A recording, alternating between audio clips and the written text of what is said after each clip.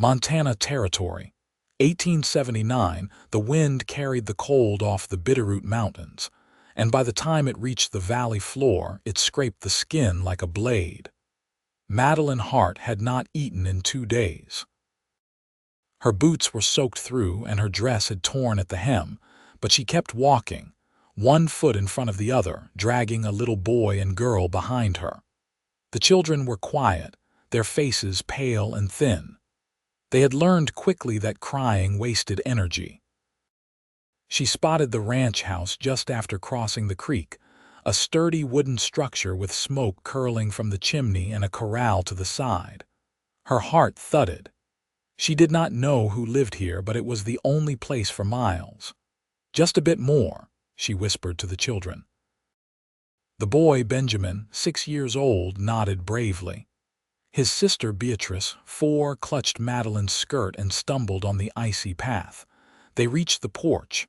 Madelyn knocked, then swayed. Her legs were barely holding. The door opened. A tall man stood there, backlit by firelight. He wore a worn leather duster and his dark blonde hair was ruffled from wind and work. His eyes were sharp but not unkind. "You lost?" he asked. Madelyn tried to speak, but her voice cracked. "Please, we need help." He looked past her at the children. His jaw tightened. "Come in." He stepped aside. Inside, warmth hit her like a wave. Madelyn collapsed to her knees. "Whoa," the man muttered, catching her before she hit the floor. He lifted her easily and laid her on a worn but clean settee near the fire. The children hovered, unsure. "I'm Boone Ramsey," he said, crouching to their level. "This is my place. You're safe here." Benjamin looked up, eyes wary. "Are you gonna hurt us?" "No, son," Boone said gently. "I'm not." They believed him.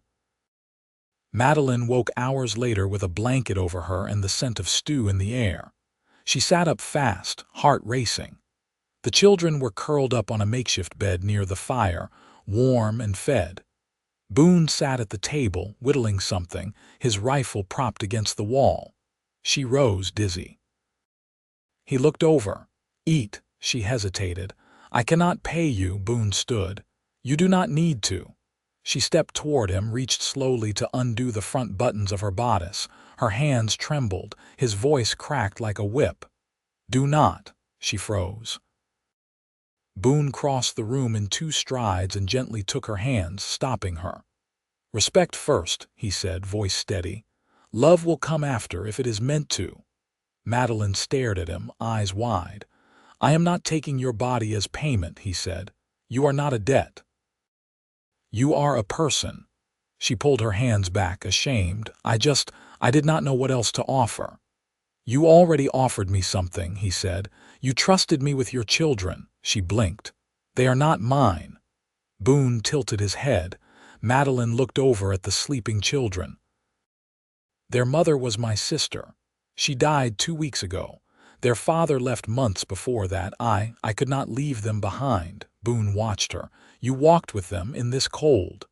"I had no choice." He nodded. "You do now." The next few days passed slowly. Boone gave them space.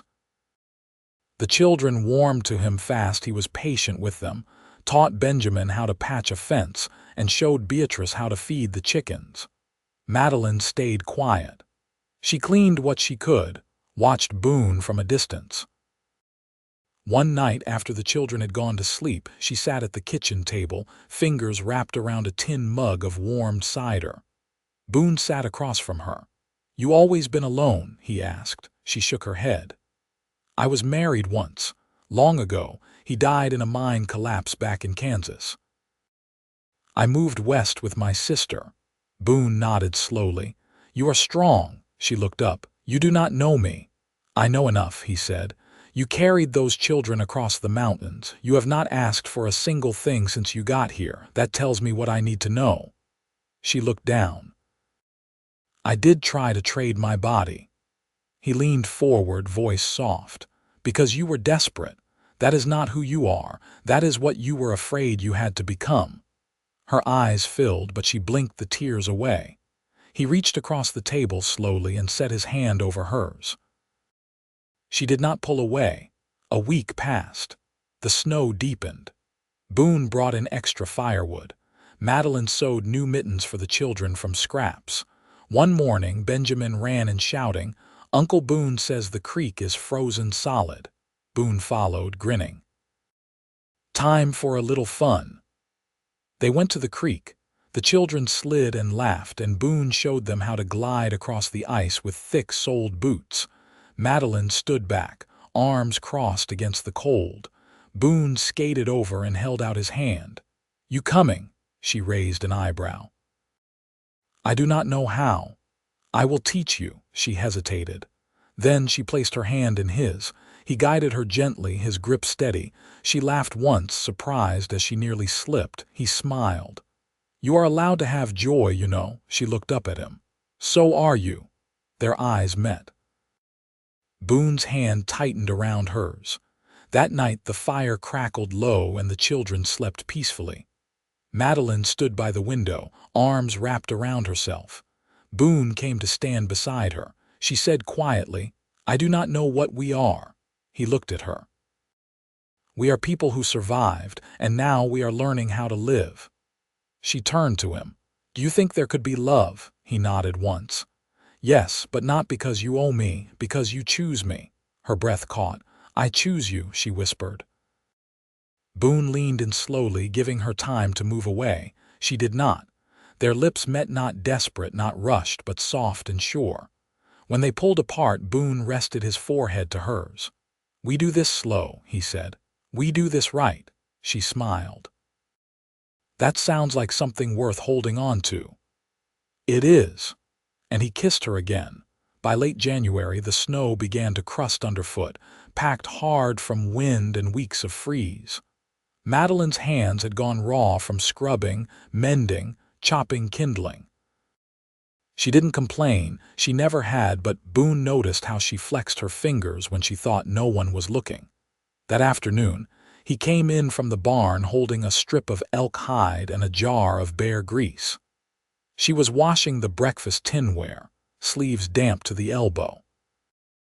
"You sit," he said, setting the items on the table. "I can finish this." He shook his head. "Sit." She watched him warily, then wiped her hands and lowered herself to the bench. Boone pulled a chair close, dipped a rag into the grease, and began working it into the hide. "You need gloves. Real ones. Stitch this around your hands while I tend the stove." She frowned. "You're giving me leather, I'm giving you what you need." He left her with the hide and stepped to the stove, feeding in more wood. She ran her fingers over the softened strip, then reached for a needle. By dusk, her hands were covered in rough, uneven gloves. The seams were crooked, the thumbs slightly mismatched, but they fit. Boone said nothing when he saw them, only nodded once and handed her a mug of boiled sassafras. Later that night, Benjamin had a fever. His skin was hot to the touch, breath shallow. Madelyn pressed a cool cloth to his forehead, lips moving silently. Boone crouched beside her, brow furrowed. "You have willow bark?" she asked. "In the back shed. Dried last spring." She stood to go, but Boone stopped her with a hand on her arm. "I'll get it. You stay with him." She hesitated, then nodded. He returned minutes later with a bundle wrapped in muslin. She brewed it and coaxed it down Benjamin's throat, one slow spoonful at a time. Boone sat on the floor, back against the wall, watching the boy's chest rise and fall. In the quiet, Madelyn said, "I thought he'd die 2 winters ago. Took sick in Kansas. My sister, she couldn't afford a doctor." Boone's voice was low. "You kept him alive." "I tried." "You did." She glanced at him, eyes tired but steady. "You ever lose someone to fever, brother?" he said. "Younger than me. Army surgeon told us there was nothing to be done." She didn't ask more. He didn't offer. Benjamin's fever broke before sunrise. Boone found Madelyn asleep, sitting up, her hand still resting on the boy's back. He draped a blanket over her shoulders and stood there, looking at the 3 of them for a long while. The next day was still and gray. Boone took Beatrice out to check the traps along the tree line. and Madelyn stood in the doorway watching them disappear into the pines. Benjamin napped in the loft, pale but stronger. Later, as Boone and Beatrice returned, Madelyn met them at the gate. She noticed Boone's limp, the one he tried to hide, and pointed to his left boot. "You favor that leg," he shrugged. "Old break. Horse rolled on it. You should soak it." "Heat helps." He raised an eyebrow. "You offering to tend it, if you'll sit still." He did that evening while she wrapped his leg in warmed cloths. His hands stayed folded in his lap, but his eyes never left her face. "You were a midwife," he said. "I was a washerwoman. But sometimes there wasn't anyone else. You've seen a lot. More than I'd care to remember," he nodded. "Still, you remember it. I have to." He didn't ask why. She didn't explain. The next morning, Madelyn found a small cedar box on her side of the table. Inside it were bone buttons, a length of lace, and a folded scrap of blue calico, things a man like Boone wouldn't have much use for. When she looked up, he was already headed out the door. She waited until the children were busy with their slates, then stepped outside, catching him by the corral. "That box," she said. He leaned against the fence rail. "Found the buttons in the attic. Cloth was from an old trade bundle. You saved them. I figured someone might need them someday." She studied his face. "You're not like other men I've known." "I hope not." She stepped closer. "You don't look at me like I'm broken. You're not. And if I was, I'd still look the same." She exhaled, slow and quiet. "Then maybe I'll stop believing I am." Boone reached up and brushed a wind-blown strand from her cheek, his knuckles grazing her skin. "You can believe anything you want. Just make sure it's true." She held his gaze. "I believe in you," he blinked. "That's a start." And for the first time in years, her heart didn't feel hollow. It felt like something was beginning to fill. By February, the wind had shifted. It still came down hard off the mountains, but there were moments, brief ones, when the sun warmed the tops of the fence posts, and the snow softened into slush around the barn door.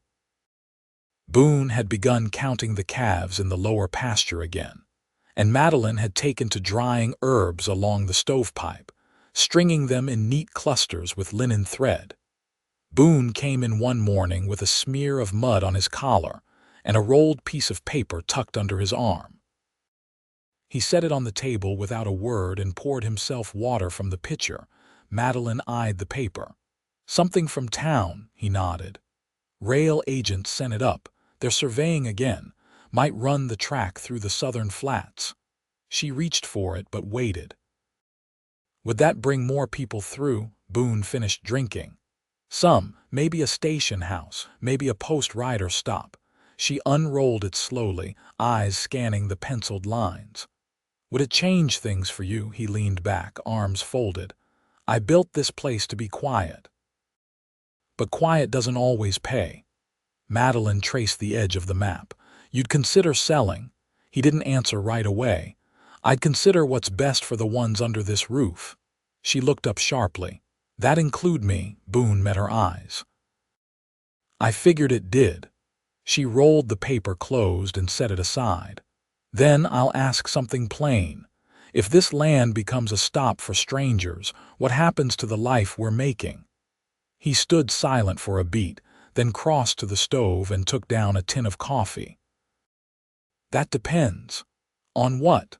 "On whether you plan to leave when things get loud." "I haven't left yet."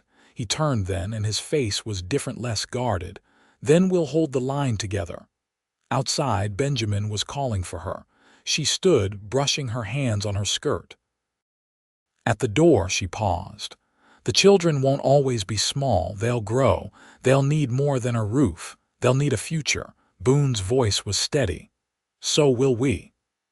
The next day, Madelyn took the children down to the creek bend, where the ice had begun breaking into dark, glassy sheets. She'd found a broken sled in the barn and reworked the runners with pine pitch and iron nails. Benjamin hauled it behind him, and Beatrice filled it with twigs and pine cones. They were gone 2 hours. When they returned, Boone was on the porch, brushing dust off his sleeves. He nodded to the sled. "That your handiwork?" Madelyn lifted Beatrice down. "Had to make do." He stepped over, fingers trailing the edge of the sled's frame. "You ever think about building something bigger?" She raised an eyebrow. "Like what? Like a schoolhouse, or a proper kitchen? Or a bed that doesn't creak every time someone rolls over?" Madelyn narrowed her gaze. "You thinking of sharing a bed?" He didn't flinch. "Eventually." She crossed her arms, tilting her head. "You always this forward." "I never had reason to be before." She said nothing. He waited. Then she said, "I'd want my own shelf. For my things, you'd have it. And I'd want the children to feel like it was theirs too. They'd be mine as much as yours." Madelyn's throat went tight. She hadn't expected the words to come so easily or for them to mean so much when they did.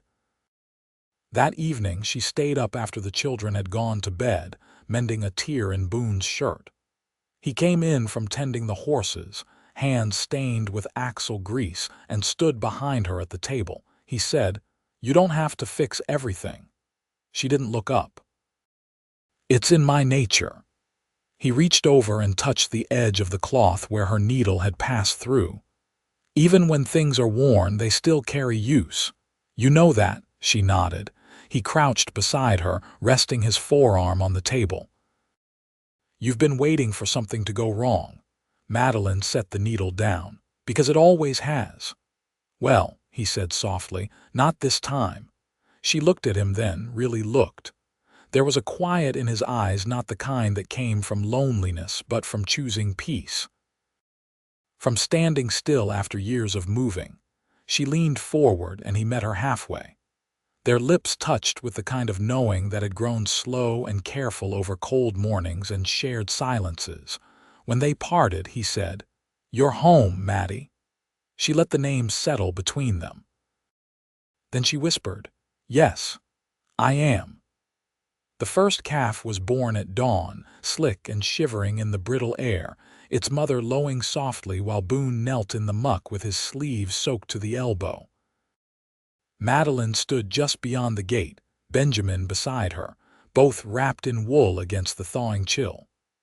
Beatrice stayed inside with a kettle of oats warming on the stove the way Madelyn had shown her. Boone rose, wiping his hands on a hemp cloth. "Strong legs. He'll stand before noon." Madelyn stepped forward. "You always know." "Not always," Boone said, "but I trust the signs." Benjamin looked up. "How do you tell if it's a boy?" Boone crouched and pointed. "See there, that's the tell." Madelyn gave Boone a sidelong glance. No wonder he's been asking so many questions lately. Boone stood again, brushing straw from his shirt. "He's curious." "That's good." Back inside, the children ate while Madelyn washed her hands with lye soap and warm water. Boone poured a measure of flour into a basin and began kneading dough without asking. She watched him, surprised. "You bake now?" He didn't look up. "Used to help my mother when my father was out riding fence." She said I had a steady hand. "What else did she teach you?" "To be quiet when I'm wrong and to stand straight when I'm not." Madelyn leaned against the counter, arms crossed. "You talk about her like she's still here." "She is in my ways." She nodded, thoughtful. "I wish I'd known your people. They'd have liked you," Boone said. "You don't flinch from hard days." The bread rose while they cut wood behind the barn.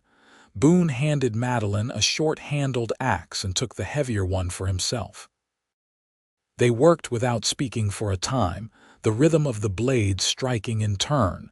When Madelyn paused to stretch her arms, Boone motioned toward the hill behind the chicken coop.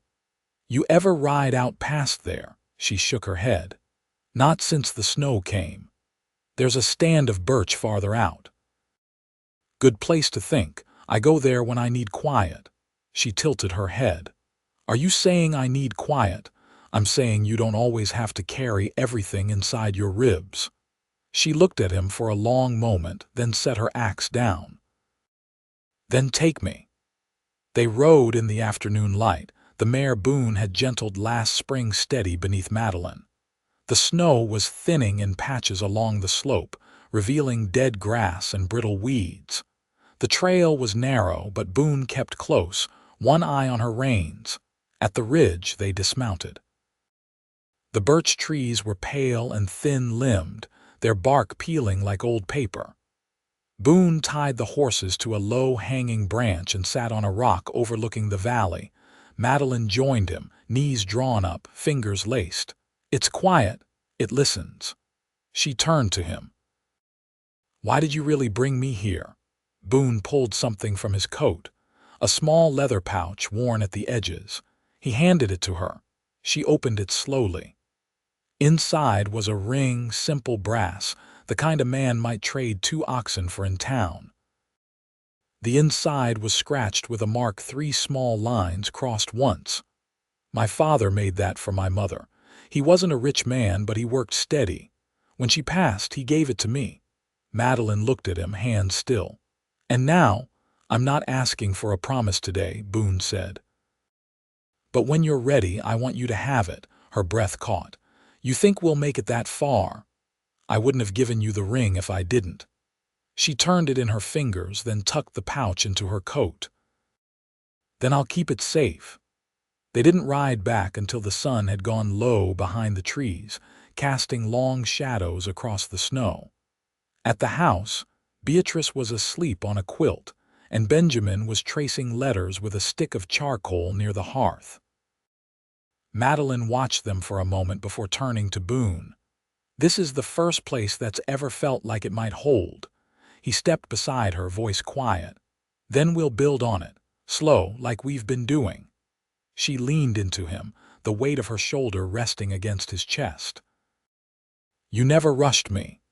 I never will." And in the hush that followed, she reached for his hand and laced her fingers through his. A match not struck, but tended, burning steady, quiet, and sure. The last of the snow melted in thin rivulets down toward the lower pasture by the second week of March. The ground remained soft and heavy, but pale green shoots had begun to push through along the edges of the fence line. Madelyn stood there one morning with a shovel in her hand, eyeing the patch Boone had cleared for a garden. He approached from the barn, wiping his hands on a strip of flour sack. "You think it'll take, if we keep the rabbits clear and the frost holds off another week," she said, pressing the shovel into the earth. "I'll get peas and beets in by Sunday." Boone leaned on the post. "What else would you plant? Carrots, onions, maybe squash come May." "I want food that stores." He looked toward the cabin. "You planning for winter already?" "I'm planning for staying." Boone reached into his coat and pulled out a folded piece of paper. "I was down by the land office last week. They've reopened filings for the Southern Acres." Madelyn took the paper, careful not to smudge the ink. "That near the creek bend, east side. Good soil. If we register it now, it's 70 acres more." She studied the paper. "You want to expand. I want to make this place enough for all of us. That means more pasture, more feed, more room." Madelyn folded the paper back and handed it to him. "Then we'll need more hands come haying season. I can ask around in town." She shook her head. "Let's ask the Andersons. Their oldest boy's near grown." Boone gave a short nod. "He's strong, polite, and he won't ask questions about why a woman's helping run the place." Boone's tone was quiet. "No one needs to question what's already working."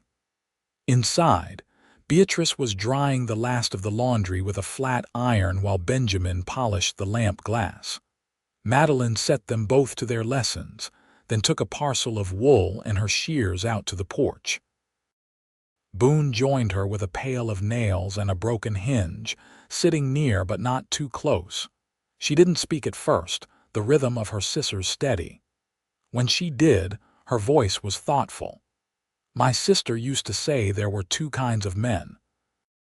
The kind who show you the door and the kind who build you a room."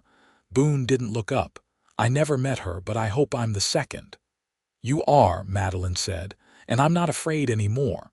Boone set the hinge down and turned toward her. Not even a little, I was at first. Of change. Of trusting it. But this, she waved her hand at the porch, at the land beyond this is worth the risk. He looked down at his hands. I used to think peace was something you had to go far to find. Turns out, it was just something you had to let in. She reached across the space between them, resting her fingertips lightly atop his. You let me in. That evening, after the children were asleep, Boone brought a small wooden box to the table. It had a carved lid and smelled faintly of cedar. He opened it and drew out the brass ring. Madelyn's breath caught. I've been carrying this a long time, he said. It's yours now if you want it to be. She stepped close, not taking the ring yet. You still sure? I've never been more sure of anything, not because it's easy. Because it's true. She held out her hand. He slid the ring onto her finger. It was warm from his palm and it fit. They didn't say more. They didn't need to. Boone drew her close and she leaned into him, her head resting just beneath his collar. The fire crackled behind them, and outside the wind had settled. They married the next Sunday, under the same birch trees Boone had brought her to weeks before.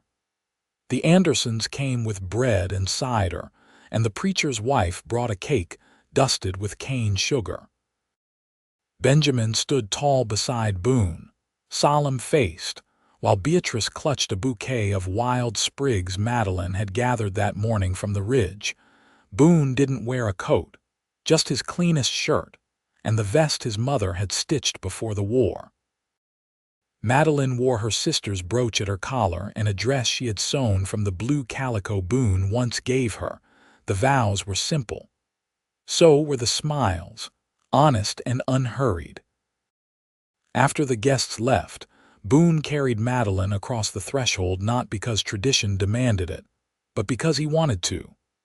She laughed, her arms around his neck, and he kissed her until the stove's fire dimmed and the stars came out. That spring, they planted more than just vegetables. Boone raised a new fence line, and Madelyn taught Beatrice how to card wool. Benjamin helped Boone build a second henhouse, and in the evenings, they all sat together by the hearth, reading from the one book Madelyn had brought west, its pages soft with use, its spine worn but intact. They didn't speak of the past much after that. It had shaped them, but it no longer defined them. In late summer, Boone added a second shelf to the kitchen wall, just above the flour tin. It held Madelyn's herbs, her sewing box, and a folded piece of paper with the land deed now bearing both their names. And on the bedroom wall, beside the window where the light came in strongest, Boone hung a sketch he'd drawn in charcoal, two birch trees, side by side, their roots tangled deep into the same soil.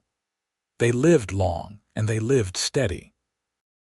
Through harvests and hard winters, through heat and hail, through laughter and silence and everything between, they never needed many words, they had each other. And they held.